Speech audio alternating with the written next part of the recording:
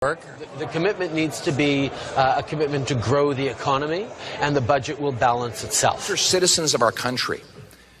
We are their servants. We owe them hope.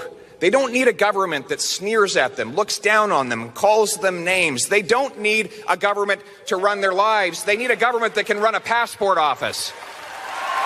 Before the ultimate battle begins in the House of Commons this week, between the leader of the Liberal Party, Justin Trudeau, faces off with Pierre, the new Conservative leader, I have created a mashup with plenty of eggs to showcase what's to come this week at the House. This includes promises, inflation, and how this economy can possibly grow with each leader. Also, let's not forget the budget will balance itself. Here's the clip. Our job as a government is to build an economy where everyone is ready to thrive. But that hope has melted into worry for many. Today, people feel like they've lost control of their pocketbooks and their lives. The cost of government is driving up the cost of living. This government, this Liberal government, has doubled our national debt, adding more debt than all previous governments combined. That means another $500 billion bidding up the cost of the goods we buy and the interest we pay. Inflationary taxes increase those costs further. Now, they plan to triple the carbon tax on gas, heat, and everything else. The more they spend, the more things cost. The result? Families downgrade their diets to cover the 10% year-over-year jump in food prices. Seniors delay their retirements and watch their life savings evaporate with inflation. 30-year-olds who did everything we asked them to do, got degrees, worked hard, are trapped in 400-square-foot apartments, or worse, their parents' basements, because house prices have doubled under this government. And those who do own homes are paying more interest on their mortgages, even though this government promised interest rates would not rise for years. Les mères monoparentales mettent de l'eau. Single family mothers have to put water in the milk of their children in order to be able to face increases of 10% inflation, and retirees cannot afford to live, and the young people who did everything we wanted them to do, who studied and who sacrificed themselves, have to live in the basement of their parents' home. Most are lucky to be just getting by. Many are falling behind. And there are people in this country who are just hanging on by a thread. In a net zero world, an economy where everyone have real opportunities for meaningful work, an economy where people can count on their neighbors, on their communities, and yes, on their governments to have their backs through difficult times in the present and into the future. These are citizens of our country. We are their servants. We owe them hope. They don't need a government that sneers at them, looks down on them, calls them names. They don't need a government to run their lives. They need a government that can run a passport office.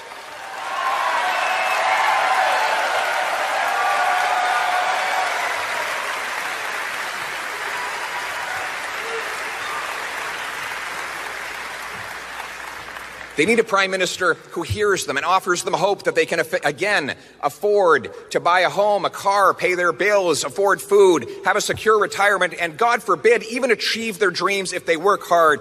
They need a prime minister who will restore that hope, and I will be that prime minister.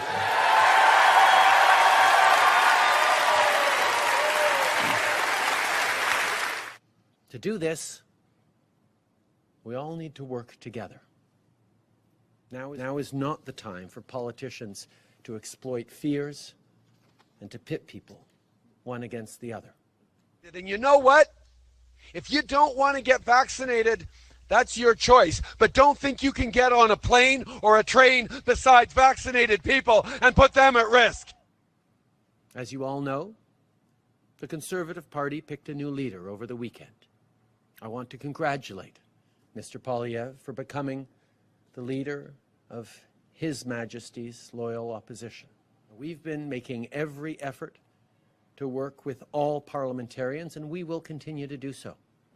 But this doesn't mean that we're not going to be calling out highly questionable, reckless economic ideas. We will rekindle the hope that people's paychecks and savings can again buy a decent life. We will make government affordable so that life is affordable. We'll cap spending and cut waste to reverse inflationary deficits and taxes. That includes axing new taxes on your paycheck, gas, heat, and other essentials. It means fighting climate change with technology and not with taxes. And what do you and your family do to cut back on plastics? We have recently switched to drinking water bottles out of water out of when we have water bottles out of a plastic. Away from plastic towards paper, like drink box water bottles, sort of things. What Canadians need is responsible leadership. Buzzwords, dog whistles, and careless attacks. D'hésiter un petit peu, on va continuer d'essayer de les convaincre, mais il y a aussi des gens qui sont farouchement opposés à la vaccination. Qui sont extrémistes. Qui croient pas dans la science, qui sont souvent misogynes, souvent racistes aussi. C'est un... Don't add up to a plan for Canadians. Attacking the institutions that make our society fair, safe, and free is not responsible leadership. Quebec citizens and Canadian citizens grow. Citizens who own their homes, build their dreams, raise their families, look out for their neighbors, and earn powerful paychecks and savings free from inflation and overtaxation. We will restore Canada's promise in a country where it doesn't matter who you love, or if your name is Smith or Singh, Martin or Mohammed, Chang or Charles. A country where the dreamer, the farmer, the worker, the entrepreneur, the survivor, the fighter, the ones who get knocked down but keep getting back up and keep going can achieve their purpose. A country where the son of a teenage mother adopted by 2 teachers can dare to run for Prime Minister of Canada.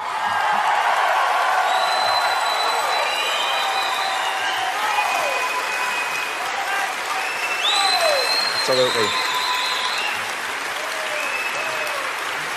In the words of the great Canadian Prime Minister John Diefenbaker, I am a Canadian, a free Canadian, free to speak without fear, free to worship God in my own way, free to stand for what I think right, free to oppose what I believe wrong, free to choose those who shall govern my country. This heritage of freedom I pledge to uphold for myself and all of mankind. Merci beaucoup. Telling people they can opt out of inflation by investing their savings in volatile cryptocurrencies is not responsible leadership. By the way, anyone who followed that advice would have seen their life savings destroyed. Fighting against vaccines that saved millions of lives, that's not responsible leadership.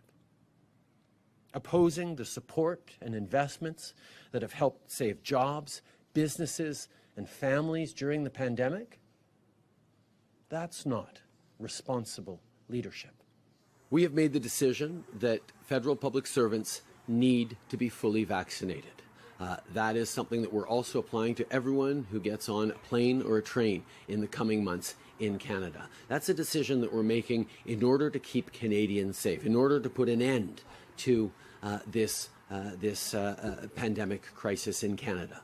And in order to do that, we will be working with the collective bargaining agents, with the unions, with the various employers within the public sphere, the federal sphere, to ensure that we move forward. But the bottom line is, if anyone who doesn't have a legitimate medical reason for not getting fully vaccinated chooses to not get vaccinated, there will be consequences. For our child care plan, fees go down by 50% this year, and we'll reach $10 a day child care by 2025 everywhere across the country.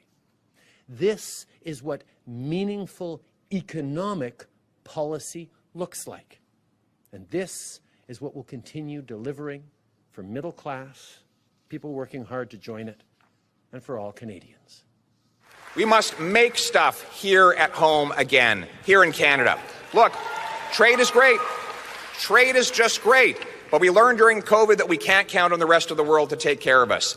That is why we must be the best place on earth for workers and businesses to build factories, mine critical minerals for electric cars, and develop other resources. Right now, we lose wages because we import 130,000 barrels of overseas oil, mostly from dictators, every single day, even though we have the third largest supply right here in Canada. And that is all because our government prefers dirty dictator oil to responsible Canadian energy. As we get ready to head into this new sitting of Parliament, we'll keep putting Canadians at the centre of everything we do. We need to continue to stand up for what we believe in together. When Conservative politicians say we should fight inflation with more pollution, this team will remind them that climate change is real and that real people are affected. Minerals like lithium, cobalt, and copper to make electric cars and batteries. We will allow for technology to be unleashed here instead of our money to go to foreign dictatorships. And that also includes repatriating food production by standing with our farmers here at home.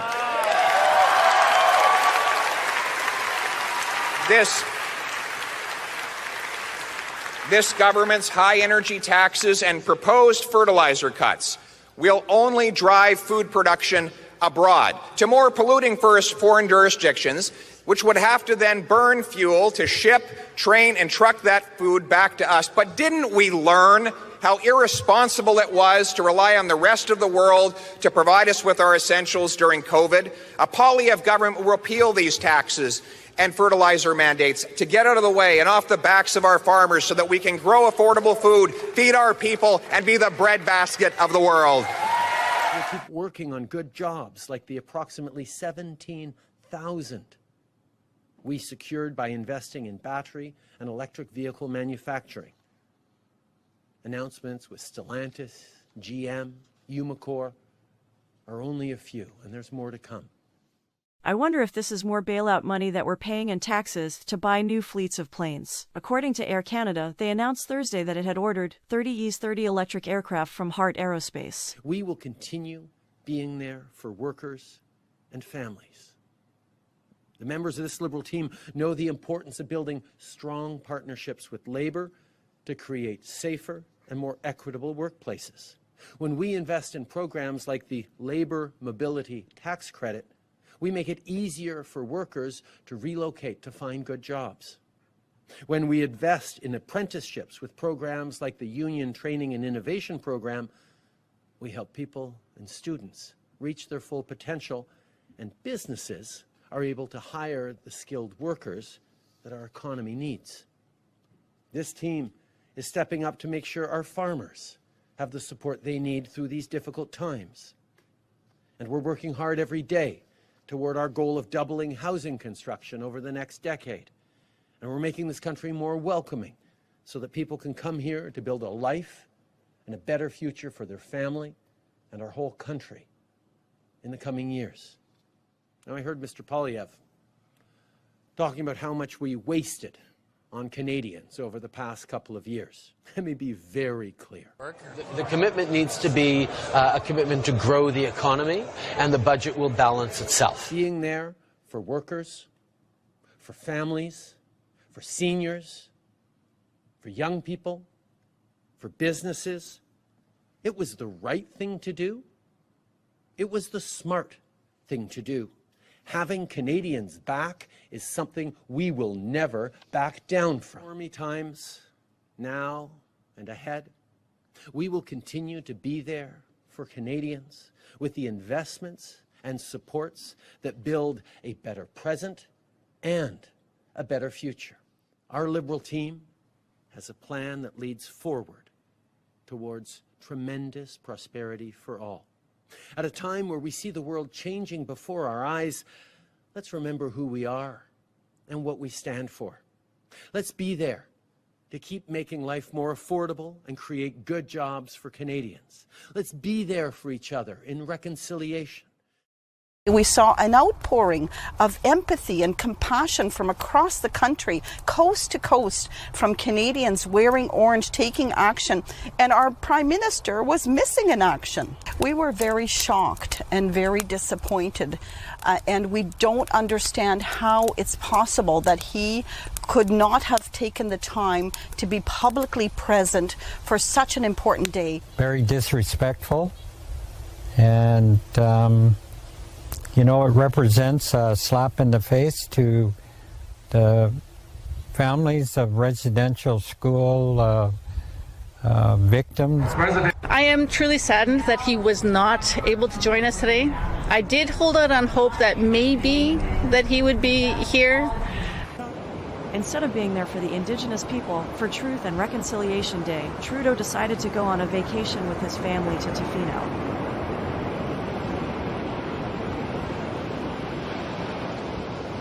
Let's make our country safer for everyone.